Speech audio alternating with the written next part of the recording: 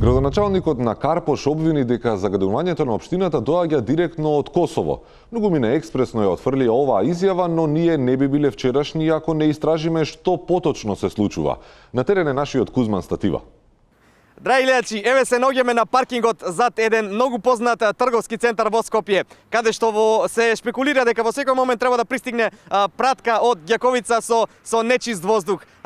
Еве во моментот се приближува возило со косовски регистарски таблици, па да го запрашаме господине, МВК господине, МВК. Дечко, не мора да го читиш сега, сум го носел од перење. Господине, изјава новинар сум, ако може да ми кажете што носите во багажникот? Во багажник? Во багажник немам ништо, али тука види, во Ѓаковица имам еден дуќан, па да зимам роба идам. Значи празен ви е багажникот, воздух имам натре. Воздух. Има воздух има. Сум го носел 2-3 пати, сум го носел на механичар и не може ерметички да го затвора. Не знам зашто. Ете, драги гледачи, очигледно Стефчи Јакимовски беше во право. Навистина доаѓаат косовари со багажници полни со нечист воздух.